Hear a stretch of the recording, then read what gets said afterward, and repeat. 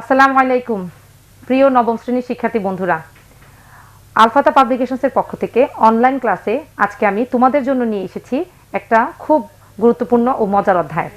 অধ্যায়টা হচ্ছে ষষ্ঠ অধ্যায়, বস্তুর উপর তাপের প্রভাব। তোমরা যারা নতুন, নবম শ্রেণীতে তো নতুনই তোমরা, কারণ অষ্টম শ্রেণীতে তোমাদের বিজ্ঞান ছিল, সেখানে কিন্তু পদার্থবিজ্ঞান, রসায়ন বিজ্ঞান, জীববিজ্ঞান এরকমের কোনো বিজ্ঞানই ছিল না, একটাই বিজ্ঞান ছিল। তোমরা নবম শ্রেণীতে উঠেছো পরে তোমাদের হচ্ছে পদার্থবিজ্ঞান, যারা সায়েন্স নিয়েছে তাদের জন্য একটা সাবজেক্ট। এটার মানবন্ধনটা আমি তোমাদেরকে একটু বলে দিই। মানবন্ধনটা হচ্ছে এরকমের যে তোমাদের 50, 25, 25। 50 হলো তোমাদের সৃজনশীল, যেখানে 8টি প্রশ্ন থাকবে, 5টি প্রশ্নের উত্তর দিতে হবে, প্রত্যেকটা প্রশ্নের মান সমান 5 10 50। 25 হচ্ছে তোমাদের এমসিকিউ বা বহু নির্বাচনী যেটা বলো তোমরা, 25টা থাকবে, 25টাই দিতে হবে 1 মার্ক করে। আর বাকি 25 থাকবে তোমাদের ব্যবহারিক। ব্যবহারিকগুলো তোমাদের মাদ্রাসাগুলোতে করিয়ে ফেলবে, তোমরা সেগুলো খাতা রেডি করবা, ওভাবে তোমরা প্র্যাকটিসগুলো করবা, তোমরা ওই প্র্যাকটিসগুলো চালিয়ে যাবা। ঠিক আছে, তাহলে আমরা যে থিওরি পড়বো, মানে সৃজনশীল পড়ার জন্য আমাদের তো এক একটা অধ্যায় ভালো করে পড়া দরকার। তো আমরা আজকে ষষ্ঠ অধ্যায়টা একটু ভালো করে পড়ার চেষ্টা করব। চলো আমরা পড়তে শুরু করি। আমাদের আজকে আছে বস্তুর উপর তাপের প্রভাব। দেখো, তাপ হচ্ছে এক ধরনের শক্তি। তোমরা এর আগে ছোট ক্লাসেও পড়ে আসছো যে তাপ হচ্ছে এক ধরনের শক্তি। শক্তি বলতে কাকে বোঝায়? যে কিনা কাজ করার সামর্থ্য দেয়, মানে যে জিনিসটা কাজ করার সামর্থ্যের জন্য লাগে সেটাই হচ্ছে এক ধরনের শক্তি। শক্তিটা আমাদেরকে কাজ করার জন্য অনুপ্রাণিত করে বা কাজ করতে সাহায্য করে। তো তাপের হচ্ছে আমাদের জন্য এক ধরনের শক্তি, কেননা তাপেরও কাজ করার মতো সামর্থ্য আছে। কি সামর্থ্য আছে একটু দেখো, যে আমরা যদি খেয়াল করি, একটা কঠিন পদার্থের ভিতরে যখন অণুগুলো থাকে তখন তারা কি হয়, সম্মিলিতভাবে থাকে, নির্দিষ্ট স্থানে থেকে তারা কাঁপতে থাকে। যত বেশি উত্তপ্ত হয় অণুগুলো, কাঁপনীয় তত বেড়ে যায়। যদি অনেক বেশি উত্তপ্ত হয় তাহলে অণুগুলোর নিজেদের ভিতরে যে আন্তঃআণবিক বল, সেটা আস্তে আস্তে বলকে ছাড়িয়ে মুক্ত হতে থাকে। তখন আমরা বলি সেটাকে তরল। মানে কঠিন যে বস্তুটা সেটা তার নিজের অণুগুলোকে নিয়ে একসাথে একই জায়গায় থাকে। যখন তার ভিতরে আমরা তাপ দিই তখন অণুগুলো ছুটোছুটি করে, অর্থাৎ তার ভিতরে একটু গতিশক্তি আসে। এই যে গতিশক্তিটা আসলো সেটাই কিন্তু একটা কাজ করার সামর্থ্য লাভ করে। এই জন্য ঘুরে ফিরে তাপই হচ্ছে এক ধরনের শক্তি। আমরা একটু যাই, দেখো, যদি অনেক বেশি উত্তপ্ত হয় তাহলে অণুগুলো নিজেদের ভিতরে যে আন্তঃআণবিক বল রয়েছে সেই অণুগুলো সেই বলকে ছাড়িয়ে একেবারে মুক্ত হয়ে যাবে এবং তরল হয়ে যাবে। আরো যদি আমরা তাপ দিই, এলোমেলো ভাবে একে অপরের ভিতর দিয়ে ছুটোছুটি করতে থাকবে এবং এতটাই গতি পাবে যেটা হবে এক ধরনের গতিশক্তি। যত উত্তপ্ত হবে অণুগুলো তত জোরে গতিশীল হতে থাকবে, ছুটোছুটি করতে থাকবে। যদি আরো উত্তপ্ত করা হয় তাহলে অণুগুলোর যে আণবিক বন্ধন আছে সেটা প্রায় একেবারে পুরোপুরি মুক্ত হয়ে যাবে। তখন আমরা সেটাকে বলবো গ্যাস। গ্যাসকে যদি উত্তপ্ত করি তাহলে জোরে জোরে ছুটোছুটি করবে, গতি যত বেশি হবে গতিশক্তি তত বেশি হবে এবং কাজ করার সামর্থ্য তত বাড়তে থাকবে। যেহেতু তাপ এক ধরনের শক্তি, তাহলে তাপের একক জুল। এছাড়া আমরা আরেকটা একক তাপের আছে, সেটা হচ্ছে ক্যালোরি। 1 গ্রাম পানির তাপমাত্রা 1 ডিগ্রি সেলসিয়াস বাড়াতে যে পরিমাণ তাপের দরকার হয় সেটাই হচ্ছে 1 ক্যালোরি। 1 ক্যালোরি বলতে আমরা বুঝি 4.2 জুল। আর দেখো এখানে 1 কিলো ক্যালোরি, 1 কিলো ক্যালোরি বলতে 1000 ক্যালোরিকে বোঝায়। সাধারণত আমরা জানবো তাপের একক হচ্ছে জুল। একটু তোমাদের বইটা খেয়াল করো, তারপরে যদি যাও তাহলে দেখবা যে লেখা আছে অভ্যন্তরীণ শক্তি। কিছুক্ষণ আগে আমরা বলেছি যে প্রত্যেকটা পদার্থের ভিতরে তার অণুগুলো থাকে, আর অণুগুলো নিজের অবস্থানে কাঁপতে থাকে, কিছু একটা করার চেষ্টা করে, ছুটোছুটি করার চেষ্টা করে। যখন সে বাইরে থেকে শক্তি পায়, যেমন তাপ, তখন সে করে কি অণুগুলো ছুটোছুটি আরো বেড়ে যায়। দেখো, আমরা যদি তাপকে একটা শক্তি বলি তাহলে বিষয়টা একটু ভালোভাবে বুঝতে পারবো যে তাপ শক্তি এক জায়গা থেকে অন্য জায়গায় স্থানান্তরিত হয়। সাধারণভাবে আমাদের ধারণা হচ্ছে সব সময়ই শক্তির প্রবাহ হয় বেশি শক্তি থেকে কম শক্তিতে। যার বেশি শক্তি আছে সে প্রবাহিত হয়ে কম শক্তির দিকে যায়। দেখো, যদি আমরা ছোট একটা গ্লাসে গরম আলপিন ছেড়ে দিই, পানিটা তো ঠান্ডা, গরম আলপিনটা যখন পানিতে ছেড়ে দিব তখন কি হবে, আলপিনটা ঠান্ডা হয়ে যাবে। অর্থাৎ আলপিনের ভিতরে যে গরমটা ছিল সেটা পানি গ্রহণ করবে, আর পানির ভিতরে যে ঠান্ডাটা ছিল সেটা আলপিনটা গ্রহণ করে নিজের তাপ ছেড়ে দিয়ে সে শীতল হয়ে যাবে।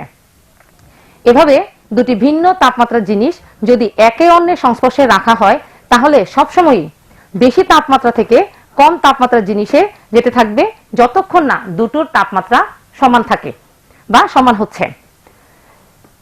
এরপর আমরা যাই, যে আমাদের দৈনন্দিন জীবনে এরকমের অনেক ব্যবহার আছে। পদার্থবিজ্ঞানের ভাষায় আমরা বলতে পারি পদার্থের ভেতরের অণুগুলোর গড় গতিশক্তির একটা পরিমাণ হচ্ছে তাপমাত্রা। আমাদের অভিজ্ঞতা থেকে আমরা বলতে পারি তাপমাত্রা হচ্ছে কোনো বস্তুর তাপীয় অবস্থা। কোনো বস্তুর তাপ কেমন আছে, সে কি তাপ দিবে না নিবে, এই যে অবস্থাটা সেটাই হচ্ছে তাপমাত্রা। পদার্থের তাপমাত্রিক ধর্ম। তাপমাত্রা পরিমাপের জন্য বিশেষ পদার্থের বিশেষ ধর্মকে কাজে লাগাতে হয়। তাপমাত্রা পরিবর্তন হলে পদার্থের যে ধর্মের পরিবর্তন হয় এবং যে পরিবর্তন সূক্ষ্মভাবে পরিমাপ করা যায়, তাপমাত্রাই মাপা যায়, সেটাই হচ্ছে তাপমাত্রিক ধর্ম। তাপমাত্রা মাপার জন্য পদার্থের যে ধর্মটি ব্যবহার করা হয় সেটাই হচ্ছে তাপমাত্রিক ধর্ম। যেমন আমরা জ্বর মাপার জন্য পারদ থার্মোমিটার ব্যবহার করি। পারদ আমাদের শরীরের তাপমাত্রাকে মেপে দেখায়, তাহলে পারদ হচ্ছে তাপমাত্রিক পদার্থ। আর পারদের যে আয়তনটা বেড়ে যায়, আয়তন প্রসারণ হচ্ছে, সেটা হলো এক ধরনের তাপমাত্রিক ধর্ম। পারদ ছাড়াও আমরা অ্যালকোহল থার্মোমিটার ব্যবহার করি, সেখানে অ্যালকোহল হচ্ছে তাপমাত্রিক পদার্থ। আর তরলের প্রসারণ যেটা, সেটা হচ্ছে তাপমাত্রিক ধর্ম। যদি আমরা গ্যাস থার্মোমিটার ব্যবহার করি তাহলে গ্যাস হচ্ছে তাপমাত্রিক পদার্থ। আর নির্দিষ্ট আয়তনে রক্ষিত ওই গ্যাসের চাপ হচ্ছে তাপমাত্রিক পদার্থ। এভাবে করে আমরা দেখি যে তাপমাত্রিক ধর্মের জন্য বস্তুর তাপমাত্রিক অবস্থার পরিবর্তন ঘটে।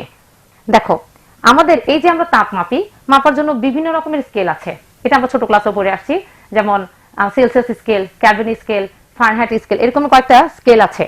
যদি আমরা এখানে একটু খেয়াল করি যে এখানে দেখাচ্ছে যে আমাদের দৈনন্দিন জীবনে আমরা সাধারণত সেলসিয়াস স্কেল ব্যবহার করলেও আন্তর্জাতিক এককটির নাম হচ্ছে কেলভিন। সেলসিয়াস স্কেলের সাথে যখন 273.15 ডিগ্রি সেলসিয়াস যোগ করা হয় তখন কেলভিন স্কেল পাওয়া যায়। যদি শুধু তাপমাত্রার পার্থক্য নিয়ে আমরা মাথা ঘামাই তাহলে সেলসিয়াস স্কেল আর কেলভিন স্কেলের মধ্যে কোনো পার্থক্য নেই। অর্থাৎ তাপমাত্রা 10 ডিগ্রি সেলসিয়াস বেড়ে গেছে বলতে আমরা তাপমাত্রা 10 কেলভিন বেড়ে গেছে বললেই চলবে।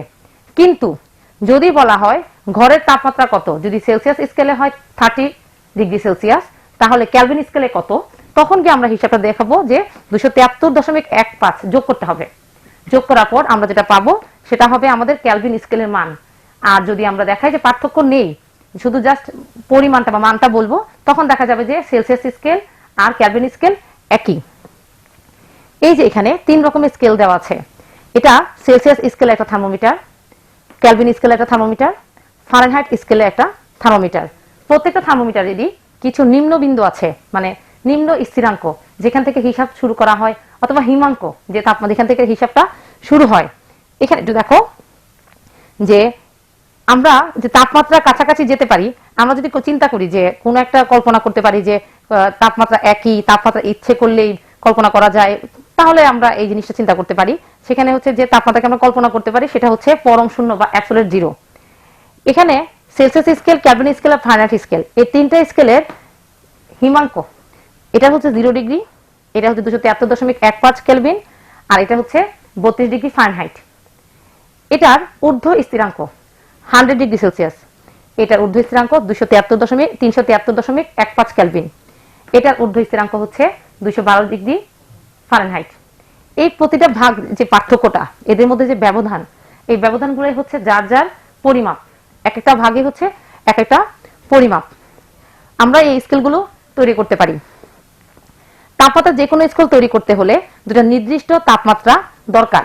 কেলভিন স্কেল হচ্ছে একটি পরম শূন্য, যেখানে 0 ডিগ্রি ধরা হয়।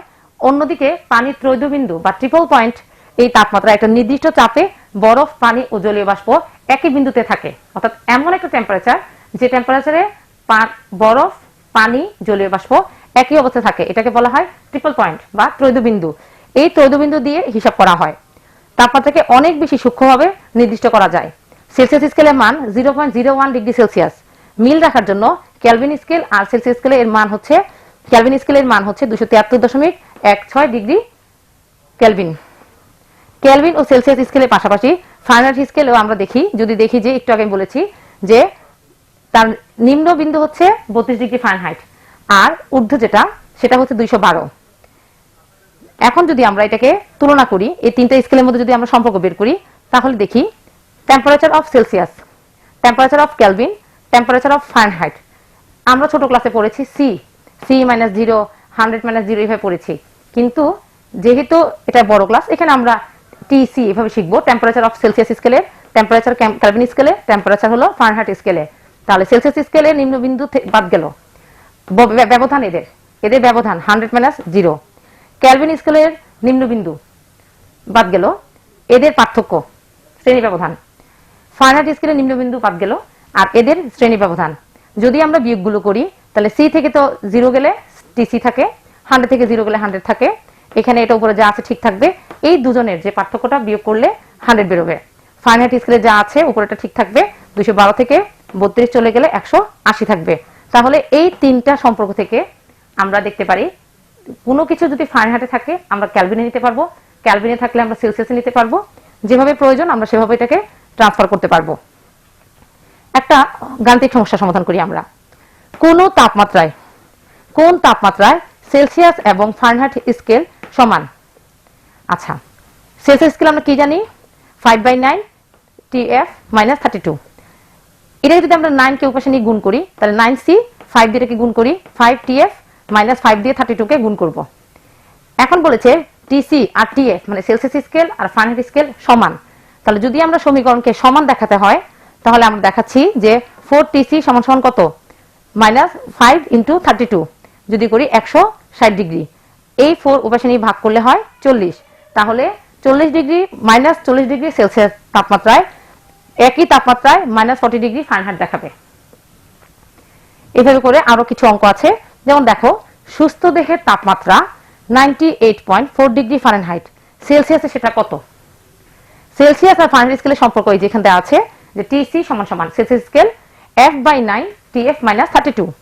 যদি এখানে TF দেওয়া আছে হচ্ছে 98.4 ডিগ্রি ফারেনহাইট, এই মানটা যদি আমরা এখানে এসে বসাই, যদি বিয়োগ করি, বিয়োগফলটাকে 5 দিয়ে গুণ 9 দিয়ে ভাগ করি, তাহলে বেরোয় হচ্ছে 36.89, যেটা 37 এর কাছাকাছি। অর্থাৎ যদি কোনো মানুষের জ্বর থাকে বা স্বাভাবিক তাপমাত্রা যদি থাকে 98.4 ডিগ্রি ফারেনহাইট সেলসিয়াস স্কেলে, সেই টেম্পারেচারকে আমরা বলবো 37 ডিগ্রি সেলসিয়াস। এগুলো তোমাদের অঙ্ক আসে, তোমরা একটু সমাধান করার চেষ্টা করবে, নিজেই প্র্যাকটিস করবে, বেশি ভালোভাবে পারবে। 2022 সালে দাখিল পরীক্ষার্থীদের জন্য বের হয়েছে আল ফাতাহ দাখিল পরীক্ষা প্রস্তুতি সিরিজ। আল ফাতাহ দাখিল পরীক্ষা প্রস্তুতি সিরিজ কিনলে রয়েছে 100টি আকর্ষণীয় পুরস্কার। আরবি দ্বিতীয় পত্র সহ যে কোনো 6টি বইয়ের কুপন পাঠিয়ে দাও আমাদের কাছে। অংশগ্রহণ করলেই নিশ্চিত পুরস্কার। অফারে অংশগ্রহণের শেষ সময় 31 ডিসেম্বর 2020। পদার্থের তাপীয় প্রসারণ। আমরা কোনো পদার্থের মধ্যে যখন তাপ দিই তখন বস্তুটার দৈর্ঘ্য হোক, প্রস্থ হোক, আয়তন হোক, ক্ষেত্রফল হোক, একটু আকারে বেড়ে যায়। এই যে বেড়ে যাওয়া বা তার অবস্থার যে পরিবর্তনটা, সেটাই হচ্ছে এক ধরনের প্রসারণ। তাপের কারণে এই প্রসারণ হয় বলে এটাকে বলা হয় তাপীয় প্রসারণ। কঠিন পদার্থের প্রসারণ, তাপ দিলে প্রায় সব কঠিন পদার্থেরই আয়তন একটু বেড়ে যায়। তাপমাত্রা, এই বিষয়গুলো যদি আমরা আণবিক মডেল দিয়ে বুঝাই তাহলে আমরা ভালো বুঝবো। আমরা একটা আণবিক মডেল কল্পনা করি, চিত্র দিয়ে তাকাও, স্প্রিং দিয়ে একটা আণবিক মডেল তৈরি করা হলো। এখন যদি তাপ দেওয়া হয় তখন এগুলো আকারে বেড়ে যাবে, আয়তনে বেড়ে যাবে। এখানে এই ব্যাখ্যাগুলো লেখা আছে, তোমরা একটু নিজেরা চেষ্টা করবে, আশা রাখা যায় বুঝবে। দেখো, তোমরা দেখো, আমরা কোনো বস্তুকে যখন তাপ দিই, ধরে নিই তার শুরুতে দৈর্ঘ্য হলো L1। শুরুতে যে দৈর্ঘ্যটা থাকে আদি দৈর্ঘ্য, সেটা আমরা L1 ধরলাম। টেম্পারেচার তখন ছিল T1। এরপর যখন আমি তাপ বাড়িয়ে দিলাম তখন সেটা হলো টেম্পারেচার T2, এই যে T2। তখন তার আয়তনটা, দৈর্ঘ্যটা সেরকম থাকবে না, তার দৈর্ঘ্যটা বেড়ে যাবে, বেড়ে গিয়ে হলো L2। তাহলে দৈর্ঘ্য প্রসারণ সহগকে আলফা দিয়ে প্রকাশ করা হয়। দৈর্ঘ্য প্রসারণ সহগকে আলফা দিয়ে প্রকাশ করা হয়, ভুল করবে না। তাহলে আলফা সমান আমাদের যে দৈর্ঘ্যের পরিবর্তন ছিল আমার L1 হইল L2, তাহলে আমার পরিবর্তনটা কি? L2 - L1 ডিভাইডেড বাই, এটা L1 যদি নিচে দেই একই কথা, ডিভাইড বাই L1 মানে আদি দৈর্ঘ্য, তার সাথে গুণ হবে হচ্ছে তাপমাত্রার পরিবর্তন।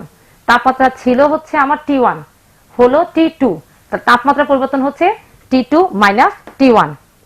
তাহলে আমরা এখান থেকে আলফার মান বের করতে পারি যে L2 - L1 divided by L1 into T2 - T1। ঠিক তেমনি কোনো বস্তুকে তাপ দিলে তার দৈর্ঘ্যের সাথে তার যে প্রস্থ সেটাও পরিবর্তন হয়, আর দৈর্ঘ্য প্রস্থকে একসাথে ক্ষেত্রফল বলে। তাহলে তার ক্ষেত্রফলেরও পরিবর্তন হবে। ক্ষেত্রফলকে যদি আমরা এ দিয়ে প্রকাশ করি, তার আদি ক্ষেত্রফল ছিল A1 আর টেম্পারেচার ছিল T1।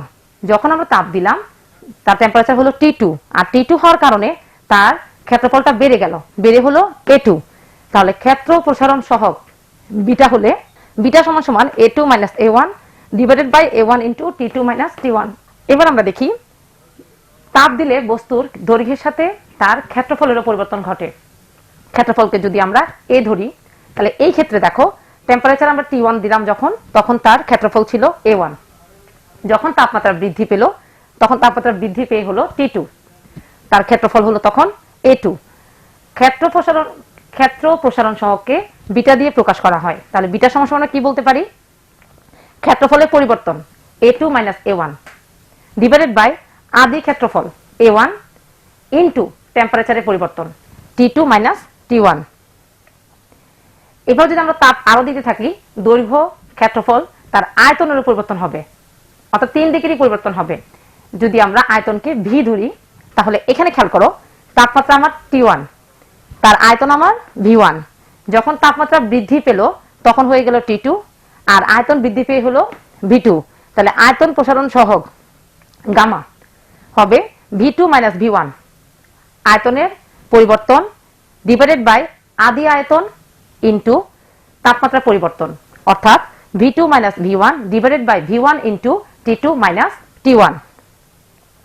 এভাবে আমরা আলফা, বিটা, গামা 3 ধরনের প্রসারণ পেয়ে থাকি, যেটা তাপের কারণে দৈর্ঘ্যের পরিবর্তন, ক্ষেত্রের পরিবর্তন এবং আয়তনের পরিবর্তন হয়ে থাকে।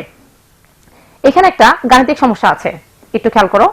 20 ডিগ্রি সেলসিয়াস তাপমাত্রার তামার দণ্ডের দৈর্ঘ্য 10 মিটার। তার মানে আমার আদি টেম্পারেচার দেওয়া আছে হলো 20 ডিগ্রি। 120 ডিগ্রি সেলসিয়াস তাপমাত্রায় দণ্ডটির দৈর্ঘ্য 10.0167 মিটার হলো। এর দৈর্ঘ্য প্রসারণ সহগ কত? যদি আমি দৈর্ঘ্য প্রসারণ সহগ বের করতে হয়, আমি একটু দেখি সূত্র কি। আলফা সমান সমান L2 minus L1 divided by L1 into T2 minus T1। একটু খেয়াল করি, আমার L2 হলো 10.0167, আমার টেম্পারেচার T2 হলো 120 ডিগ্রি সেলসিয়াস, আমার টেম্পারেচার T1 হলো 20 ডিগ্রি সেলসিয়াস, আমার L1 হলো 10 মিটার। এখন আমি মানগুলো বসাই। মানগুলো বসানোর পরে যদি আমরা এই বিয়োগ করব, বিয়োগফলকে এই 10 দিয়ে এবং এখানে বিয়োগফল দিয়ে যদি ভাগ করে দিই, আমরা এই মানটা পেয়ে যাব। তাহলে ওই দণ্ডের দৈর্ঘ্য প্রসারণ সহগ হবে 16.7 into 10 to the power minus 6 per degree Celsius. এভাবে করে আমরা একটা থেকে আরেকটার পরিবর্তন করতে পারবো। আমরা একটু যাই, এই লাইনটা একটু খেয়াল করি যে বিটা সমান সমান 2 আলফা। আলফা হচ্ছে একটা দিক, শুধু দৈর্ঘ্য। যখন বিটা হয় তখন 2 দিক আসে, ক্ষেত্র, এজন্য 2 আলফা। যদি আমরা কখনো আলফার মান পেয়ে যাই, বিটা ওই বস্তুর ক্ষেত্র প্রসারণ সহগ বের করতে গেলে 2 দিয়ে গুণ করলেই পেয়ে যাব। আবার ঠিক তেমনি যদি আমরা কোনো বস্তুর আলফা পেয়ে যাই, ওই বস্তুরই গামা অর্থাৎ আয়তন প্রসারণ সহগ বের করতে গেলে 3 দিয়ে আমরা গুণ করব, তখন আমরা পেয়ে যাব। এই যে আমাদের দৈর্ঘ্য প্রসারণ ঘটে, আমরা মুখে বলছি আয়তন প্রসারণ সহগ ঘটে, এটার একটা উদাহরণ তোমাদের দেওয়া আছে। বাস্তব উদাহরণ হচ্ছে রেল লাইন। যখন রেল লাইনের উপর দিয়ে, রেল লাইনগুলোর উপর দিয়ে ট্রেন চলে, তখন দেখা যায় যে রেল লাইনের যে স্লিপারগুলো আছে এদের মাঝখানে একটু ফাঁকা জায়গা থেকে যায়। এই ফাঁকা জায়গাটা এরা ইচ্ছে করে রাখা হয়। ইচ্ছে করে রাখার কারণ হচ্ছে যখন ট্রেন লাইনের উপর দিয়ে যায় তখন ট্রেনের চাকা আর লাইনের সাথে ঘর্ষণের ফলে এক ধরনের তাপের উৎপন্ন হয়। সেই তাপটার কারণে স্লিপারের যে দৈর্ঘ্য বা আয়তন আছে সেটা বেড়ে যায়। আয়তনটা বেড়ে গিয়ে যদি সামনে যাওয়ার জায়গাটা না পায়, তখন দেখা যায় লাইনটা বাঁকা হয়ে যায়। যদি লাইন বেঁকে যায় কখনো, তাহলে তো দুর্ঘটনা হবেই। এজন্য রেল লাইনের মাঝখানে মাঝখানে ফাঁকা ফাঁকা জায়গা রাখা হয়, যেন ঘর্ষণের ফলে যে উৎপন্ন তাপ, তাতে যে আয়তন প্রসারণ হবে, এতে যেন কোনো প্রকারের দুর্ঘটনা না ঘটে। এরপর আমরা যাই, কখনো কখনো দেখা যায় কাচের গ্লাসে গরম পানি ঢাললে গ্লাসটা ফেটে যায়। কোনো কোনো অংশে হঠাৎ করে যদি তাপমাত্রা বেড়ে যায়, কোথাও প্রসারণ বেশি হয়, এ কারণে গ্লাসটা ফেটে যায়। যখন পানি দেই প্রসারণ হতে থাকে, কোনো এক জায়গায় বেশি প্রসারণ হয়ে যাওয়ার কারণে কাচের গ্লাসের সেই ক্ষমতা না থাকায় সেটা ফেটে যায়। এখানে একটা অঙ্ক দেওয়া আছে, দেখো গাণিতিক সমস্যাটা আমরা দেখছি। সোনার ঘনত্ব 19.30 গ্রাম পার সিসি, এর দৈর্ঘ্য প্রসারণ সহগ মানে আলফা দেওয়া আছে, এর তাপমাত্রা 100 ডিগ্রি সেলসিয়াস বাড়ালে ঘনত্ব কত হবে? এবার আমরা যাই, ঘনত্ব সমান সমান রো এম বাই ভি। ঘনত্বকে রো দিয়ে প্রকাশ করা হয়। এম হলো ওই বস্তুর ভর, ভি হচ্ছে আয়তন। তাপমাত্রা যখন বাড়বে তখন ভর একই থাকলেও আয়তন বেড়ে যায়। কাজেই 100 ডিগ্রি সেলসিয়াস তাপমাত্রা বাড়ালে তার আয়তন ভি বাদ বা ভি প্রাইম যেটা হয় সেটা হচ্ছে, এই যে আমরা করলাম ভি প্রাইম সমান সমান V plus gamma V temperature T2 minus T1। এই মানগুলো আমরা এখানে বসালাম, আলফার মান আমরা এখানে বসালাম। এবার যখন সূত্রের ভিতরে এই মানগুলো বসাবো তখন আমরা রো প্রাইম এর মান পেয়ে যাব 19.22 গ্রাম পার সিসি। এরপরে যাই আমরা, এই গাণিতিক সমস্যাটা তোমরা নিজেরা বাসায় বারবার প্র্যাকটিস করবে। তরল পদার্থের প্রসারণ। তরল পদার্থের দৈর্ঘ্য বা ক্ষেত্রফল বলে কিছুই নেই। তরল পদার্থের শুধু আয়তন আছে, যখন যে পাত্রে রাখা হয় সেই পাত্রেরই আকার ধারণ করে। কাজেই তরল পদার্থের প্রসারণ বলতে আমরা তার আয়তন প্রসারণকেই বুঝাবো। তরল পদার্থের প্রসারণ মাপার জন্য আমরা একটু খেয়াল রাখতে হবে, কারণ তরল পদার্থকে কখনোই এমনি মাপা যায় না, সেটাকে কোনো না কোনো পাত্রে রেখে মাপতে হয়। যখন আমরা কোনো পাত্রে রাখবো তখন প্রসারণ মাপতে চাইলে ওই তরলটাকে উত্তপ্ত করার চেষ্টা করব, তখন স্বাভাবিকভাবেই পাত্রটাও উত্তপ্ত হবে, পাত্রটাও একটু প্রসারণ হবে। কাজেই পাত্রের তরল যে প্রসারণ দেখা যায় সেটা সত্যিকারের প্রসারণ না, সেটা হচ্ছে আপাত প্রসারণ। কাজে প্রকৃত প্রসারণ বের করতে হলে আমাদেরকে পাত্রের প্রসারণের বিষয়টা মাথায় রাখতে হবে। আগে পাত্র প্রসারিত হবে, পরে তার ভিতরে যে তরলটা আছে সেটা প্রসারিত হবে। এই জন্য বলা হয়েছে যে সাধারণত তরলের প্রসারণ কঠিন পদার্থের প্রসারণের থেকে বেশি হয়। আমরা এই জন্য এই প্রসারণটাকে চিন্তা করতে গেলে দুই রকমের প্রসারণকে চিন্তা করব, একটা হচ্ছে আপাত প্রসারণ আর একটা হচ্ছে প্রকৃত প্রসারণ, এবং পাশাপাশি হচ্ছে পাত্রের প্রসারণ। এই জন্য এখানে প্রকৃত প্রসারণ এবং আপাত প্রসারণের একটু সূত্র দেওয়া আছে, একটু খেয়াল করো। এই যে একটা ফ্লাক্স, এর ভিতরে যদি আমি এ পর্যন্ত তরলে ভরে নিই, এ দাগ পর্যন্ত তরলে ভর্তি করি এবং যদি বাল্বটাকে গরম করি, আগে এই বাল্বের যে দেয়ালটা আছে সেটা আগে উত্তপ্ত হবে। উত্তপ্ত হওয়ার কারণে দেয়ালটা একটু বেড়ে যাবে আয়তনে। যখন এই দেয়ালটা একটু প্রসারিত হবে, যেহেতু কঠিন বস্তু তাপ পেলে প্রসারিত হয়, তখন এই যে পানির লেভেলটা ছিল এ পর্যন্ত সেটা এতে না থেকে বিতে চলে আসবে। যখন এটাকে আরো উত্তপ্ত করা হবে পাত্রের প্রসারণ একটা পর্যায়ে থেমে যাবে, থেমে গিয়ে এবার তরলে তাপ দেওয়া শুরু করবে, তখন তরল প্রসারিত হবে। যেহেতু তরল পদার্থের প্রসারণ কঠিন পদার্থ থেকে বেশি, তাই এটি আরো প্রসারিত হয়ে আস্তে আস্তে সি পর্যন্ত চলে যাবে। আমাদের কাছে মনে হবে যে এ থেকে সিতে গিয়েছে, আসলে না, প্রকৃতপক্ষে পাত্রটার প্রসারণ বি থেকে সি পর্যন্ত গিয়েছে। দেখো আমরা এটাকে সূত্র দিয়ে যেভাবে লিখবো, যে রিয়েল প্রসারণ যেটা সেটাকে আমরা লিখবো হচ্ছে এভাবে, যে ভি এ সমান সমান ভিএল মাইনাস বিবি। এখানে তরলের যে প্রকৃত প্রসারণ হবে সেটাকে আমরা ভিএল বলবো, পাত্রের যে প্রসারণ হবে সেটাকে আমরা ভিবি বলবো, আর আপাতত প্রসারণ হচ্ছে আমার ভিএ। পাত্রে যেটা আপাতত প্রসারণ হচ্ছে সেটা হচ্ছে ভিএ, সেটা টোটাল প্রসারণ থেকে আমরা যে পাত্রের প্রসারণ সেটাকে বাদ দিলেই পেয়ে যাব। গ্যাসের প্রসারণ, কঠিন পদার্থের আকার আয়তন দুটোই আছে, তাই প্রসারণ বলতে কোনো সমস্যা হয় না। তরলের ক্ষেত্রে নির্দিষ্ট আকার না থাকলেও আয়তন ছিল, কিন্তু গ্যাসের পদার্থের নির্দিষ্ট আকারও নেই, আয়তন নেই। এর প্রসারণ বলতে আমরা বুঝবো যে গ্যাসের পদার্থের আকার আয়তন কিছু না থাকার কারণে এর ভিতরে যখন প্রসারণ হয়, গ্যাসের পদার্থ যে পাত্রে রাখা হয় সেই পাত্রেরই আকার আয়তন ধারণ করে। যতটুকু রাখবো ততটুকুই তার পাত্র জুড়ে থাকবে। তখন অণুগুলো কম হলেও পুরো পাত্র জুড়ে থাকবে, বেশি হলেও পাত্র জুড়ে থাকবে। কিন্তু যদি অণু সংখ্যা বেশি হয় তার চাপের উপর প্রভাব ফেলবে। তাই গ্যাসীয় পদার্থের প্রসারণের ক্ষেত্রে চাপ একটা গুরুত্বপূর্ণ বিষয়, চাপের উপরে গ্যাসীয় পদার্থের প্রসারণটা থাকে। এই জন্য গ্যাসীয় পদার্থের প্রসারণের ক্ষেত্রে আমরা সূত্র হচ্ছে পিভি সমান সমান এন আর টি।